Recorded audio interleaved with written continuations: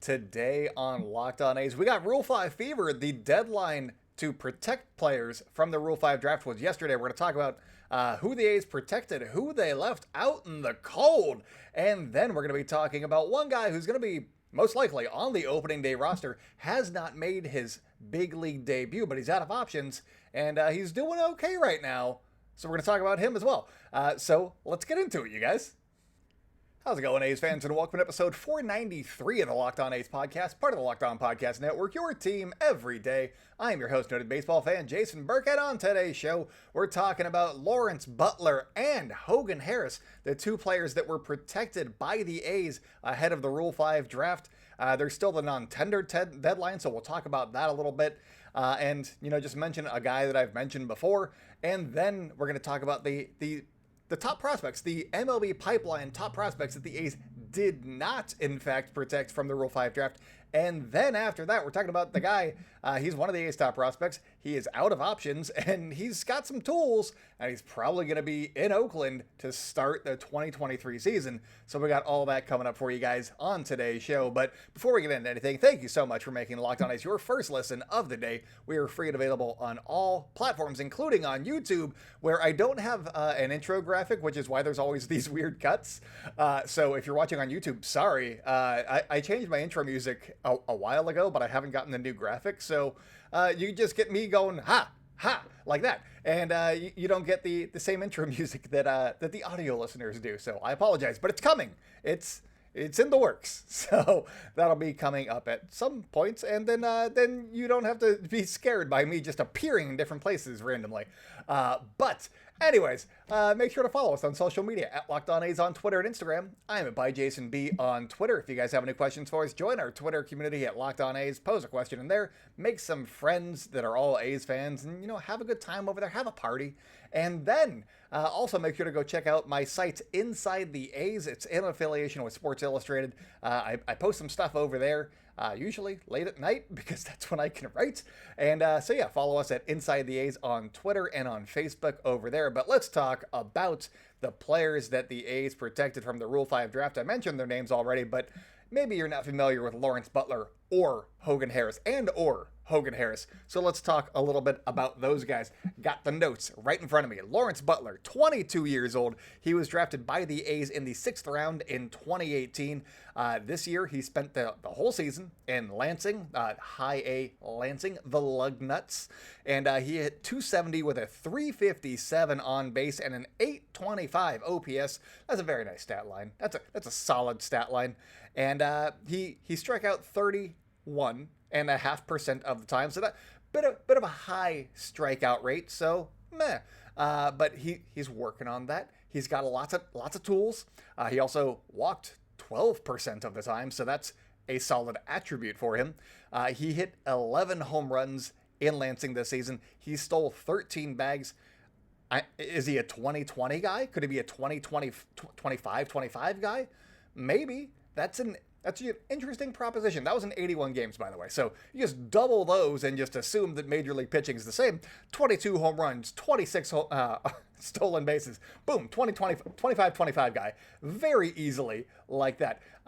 Obviously, he's going to have to, develop slightly more and, face Major League pitching. But, hey, I'll call it right now. 25-25 season for Lawrence Butler in Midland next season. You heard it here first, Locked On A's. He's got potential. He's got speed. He's got swag. I'm gonna say he has swag too.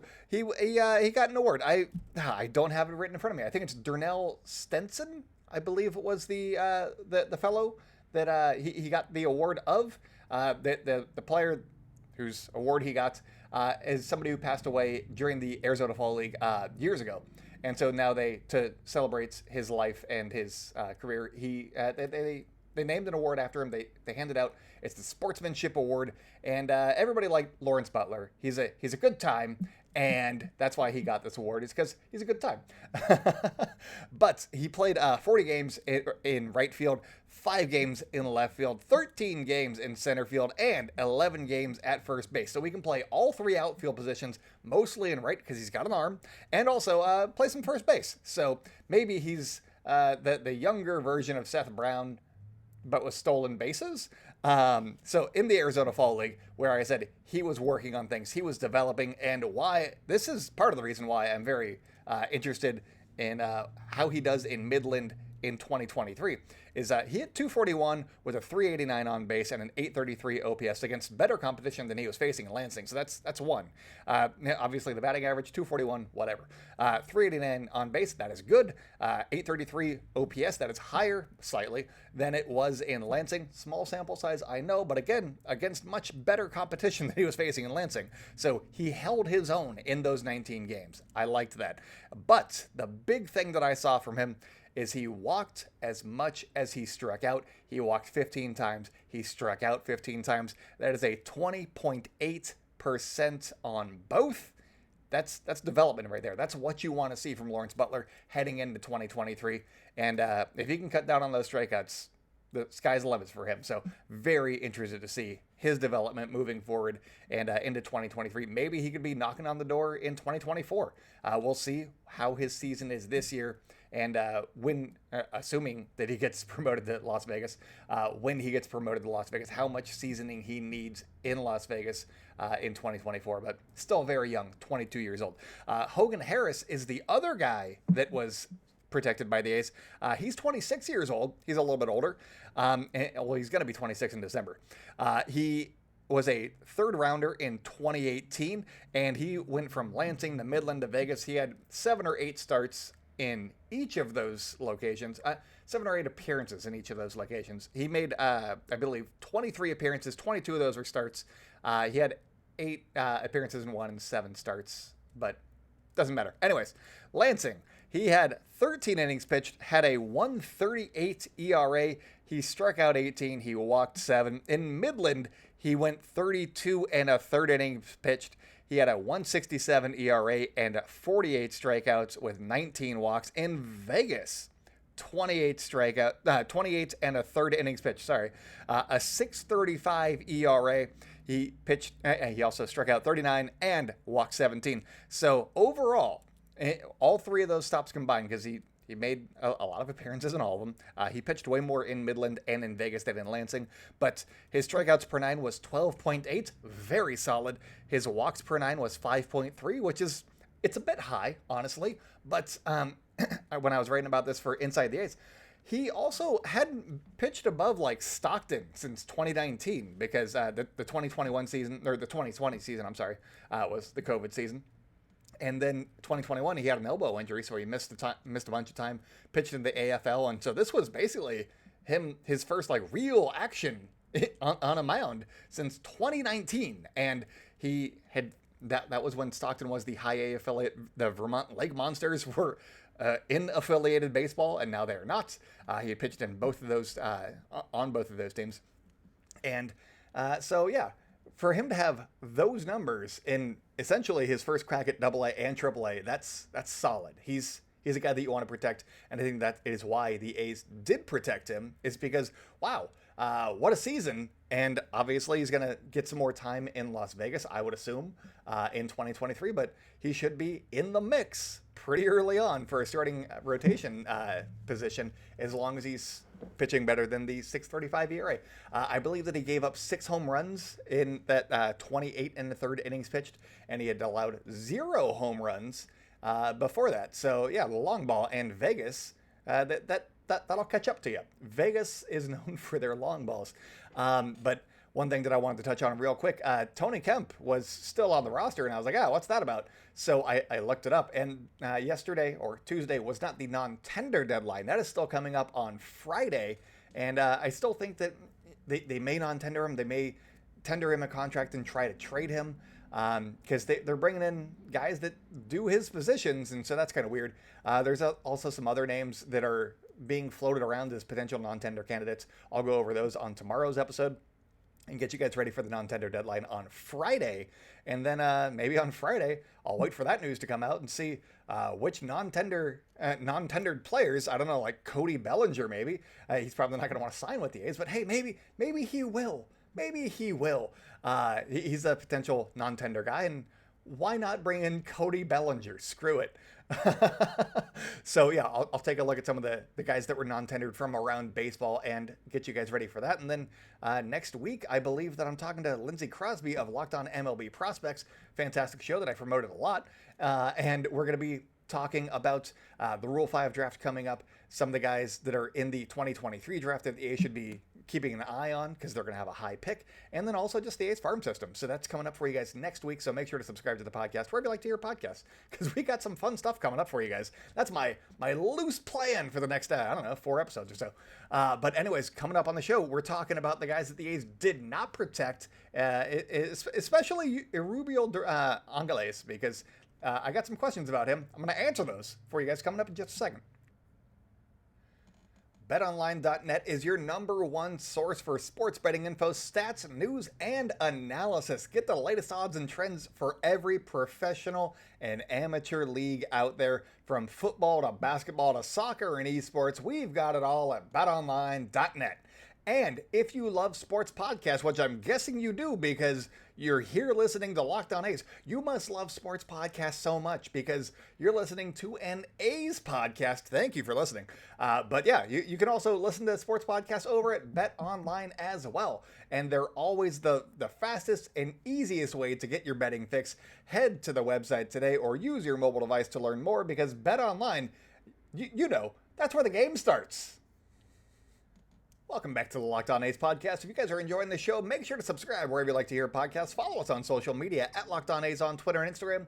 I'm at @ByJasonB on Twitter. Also, make sure to follow Inside the A's. It's a website where I write articles and do some fun stuff over there. Make sure to follow us, read some A's content, because I'm an A's content machine. And so follow Inside the A's on Twitter and on Facebook. But let's talk about some of the guys that the A's did not protect and why. Maybe not why for all of them, but just some guys that the A's did not protect. Let's mostly talk about Euribiel Angeles, who was acquired by the A's in the Sean Murphy trade.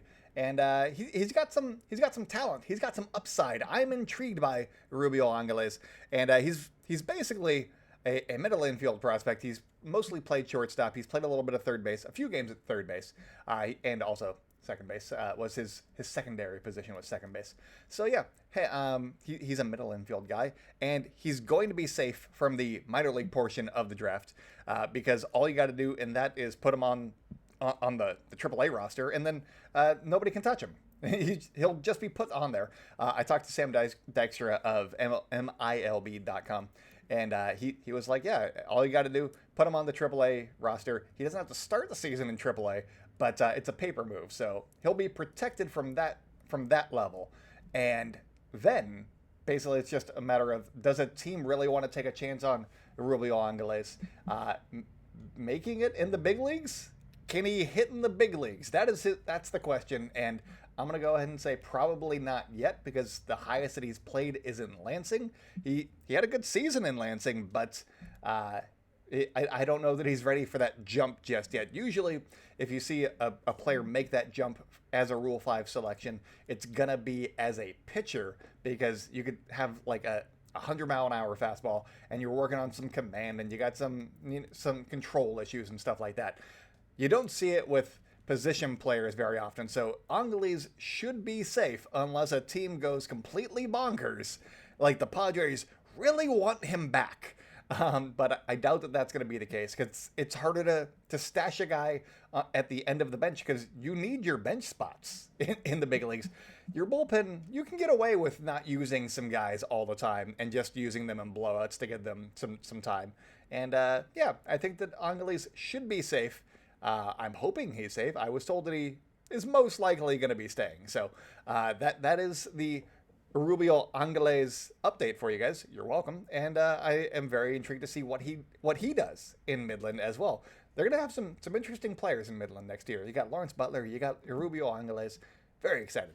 But some guys that did not get protected and now are Rule 5 eligible and could, in theory, also be taken in the Rule 5 draft. One of them, number 19 prospect Logan Davidson. I remember reading about him for a while there. It was him and Nick Allen. Those were the top two shortstop prospects for the A's. And Logan Davidson's been in Midland for a couple of years now, and he's been good, but he hasn't made that jump yet. Maybe it's a matter of, does a team believe that he can make that jump from Midland up to the big leagues? I don't know if he can, but if they see something, maybe they will. Maybe the Blue Jays are like, yeah, he's our shortstop of the future. Probably not. But the Blue Jays are also very good at just getting the best out of bats. And so that's why I picked on the Blue Jays there. Then you got Brian Bualvas. He is a very interesting prospect. He is 20 years old. He is the A's number 21 prospect as well. He's a guy that could be in jeopardy. I assume that he's also going to be put on the AAA roster to protect him so that he's not taken in the minor league portion of the Rule 5 draft. But he's an outfielder. He hit 195 in 69 games in Lansing before having a hamstring injury derail his season. But those numbers weren't great. So I'm assuming that he's not going to be taken during the major league portion, which is why he was left off of the roster, and to make a selection in the Rule 5 draft, which I assume that the A's are going to be doing because they're a rebuilding team, and hey, why the heck not? You need a spot clear on your 40-man roster, so they are currently at 39 players, and not including some of these guys has allowed them to stay a spot below and potentially make a Rule 5 selection in just a couple of weeks. Coming up next, you got Colin Palouse, who was the A's number 24 prospect. I played a game with him, a one-time game with him, sort of, and he was in the Arizona Fall League, and I said that sometimes teams send guys there to have like a Rule 5 showcase.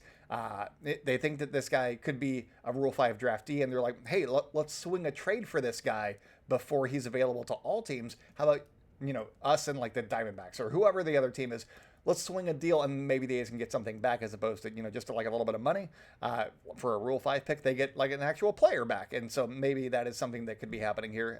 We'll see what happens with Colin Palouse coming up, but he's an interesting guy. Melissa Lockhart of The Athletic thought that he would be the third guy added to the A's 40-man roster ahead of the Rule 5 draft, or ahead of the deadline at least, because the A's need starting pitching depth, and he probably just missed the cut. So interested to see what happens with Colin Palouse moving forward. He's probably the guy that's most likely to be drafted by another team, but we'll see what happens there. And then coming in is the A's number 30 prospect, according to MLB Pipeline, and that is Jorge Juan. So that is those are the top prospects that are now going to be eligible to be drafted in the Rule 5 draft. You still got your Lazaritos and your Austin Becks, former first round number 6 overall pick Austin Beck. But they're probably not going to be taken either. So those are the main guys, the guys with the highest ceilings overall. But I don't think that there's that many players that are really in danger here for the A's of being selected. So we'll see what happens. But I'm very excited about the Rule 5 draft. And if you don't know what it is, let me know on social media, Twitter, at ByJasonB, and I can do an explainer episode because I thoroughly enjoy the Rule 5 draft and I love talking about it. So if you would like to participate and know what the hell I'm talking about, let me know and I will do an explainer episode for you guys. But coming up on also, I'm going to be doing more Rule 5 talk coming up in the coming weeks as well, because hey, why not? There's going to be some interesting names, and I'll probably do an episode on some of the targets for the A's because they have the number 2 pick in the Rule 5 draft coming up, and I'm very excited to see where they go with that pick. But coming up on this show, we're going to be talking about Luis Medina. You've waited this long. I'll give away who we're talking about. Luis Medina, who was acquired in the Frankie Montas trade. He throws gas, but he's got some control issues. And he's probably going to be in the A's bullpen to start the season. And we're going to talk about him and why I am excited about him now. So stay locked in, you guys. Welcome back to the Locked On A's podcast. If you guys are enjoying the show and you've made it this far, please leave us a 5-star review on your platform of choice. We are free and available on all platforms. So go over to YouTube and hit subscribe. We're like at 500 and something subscribers. And I'd really like us to get more subscribers. That would be fun because I like doing the video, and we got some cool graphics coming up for you guys that are also in the works, not just for Locked On A's, but for all the Locked On podcasts.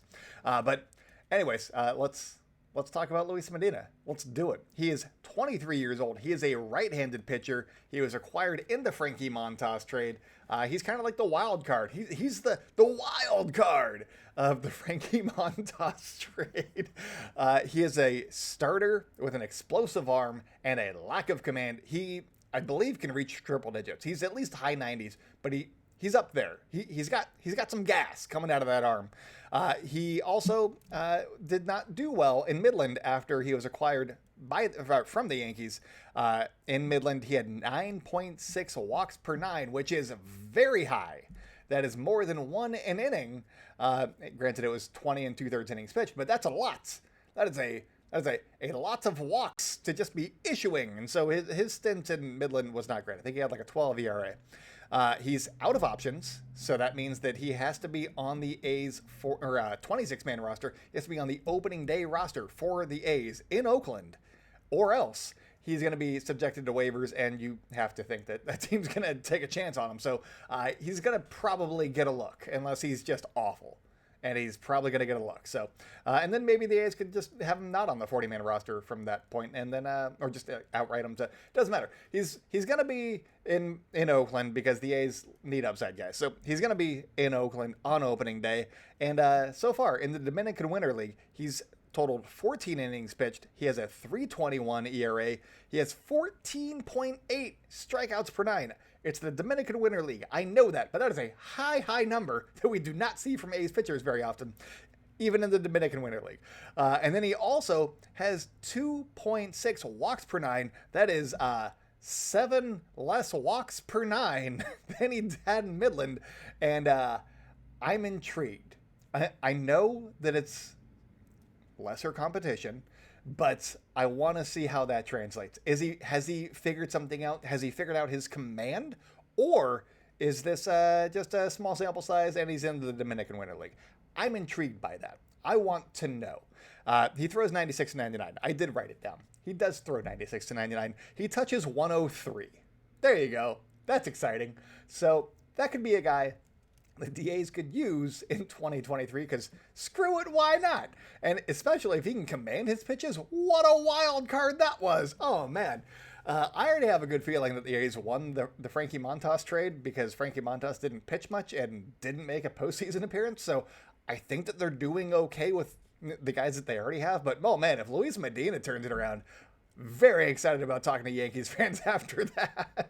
But anyways, the other thing that I'm excited about with Luis Medina and that 2.6 walks per nine, he has never had one that low outside of in 2019. He in high A, in 10 innings, he had a 2.5 walks per nine. So that is the only other time that he has had a quote unquote low walks per nine. And so very interested to see if this is a real thing or if this is guys in the Dominican Winter League just jumping on pitches, and so he doesn't have time to actually walk them. Also, he has a curveball that can be more unhittable than his fastball when he's controlling it and doing good things. And this is according to MLB Pipeline. He also has a changeup that sits around 90 miles per hour. His changeup is 90.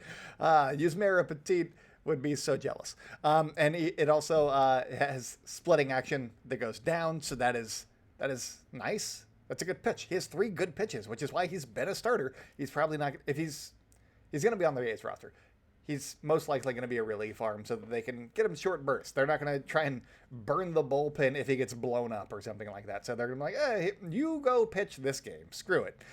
So the hope is that those Midland struggles were just like an adjustment period for him after being traded. Because we see this with the guys all the time. Jason Hamill, who was having a great season with the Cubs in 2014, part of the Jeff Samardzija trade, he did not have a good time for the first month or two that he was with the A's. He started kind of putting it together towards the end of 2014 before, I think he gave up the game-losing hit, I believe, in the wild card game. But he was having a hard time, just like he had to uproot his family. And sometimes things happen with trades where you don't just hit the ground running immediately. You got some other things going on. And so maybe that's what was going on with Luis Medina in Midland. That is the hope, is that he has moved past whatever was ailing him and he's got some control because the A's know how to develop pitchers, and we'll see what happens there. But I'm excited about this walk rate, and I know that it's 14 innings in a winter league,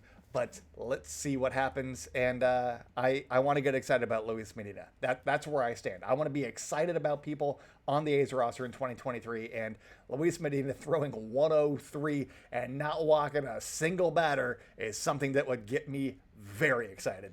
So anyways, thank you guys so much for making Locked On A's your first listen of the day. For your second listen today, go check out the Locked On Sports Today podcast. From the games that matter the most to the biggest stories in sports. I don't know why I'm doing that. Is that Howard Cosell? I'm bad at legendary sports figures. Anyways, go beyond the scoreboard and behind the scenes with local experts and insights that only Locked On can provide. Locked On Sports Today is available on this app, YouTube, and wherever you get your podcasts. I did it again at the end there. But thank you guys, really, for watching and listening to the Locked On A's. And we're available wherever you want. So go do that. And also make sure to visit Inside the A's. It's the website that I'm running in affiliation with Sports Illustrated for some more A's news, insight, and analysis over there. Follow me at ByJasonB on Twitter. And follow Locked On A's on Twitter and on Instagram because I have so many social media accounts that pertain to the A's. Also, I tweet about the Kings every now and then. Like real quick, last night's game. The Kings... Oh, man, I turned it on at the end of the third quarter. I'm like, how are the Kings? I know that the Kings have been better this year, but they were beating the Brooklyn Nets by like 37. Take that. Good job, Kings.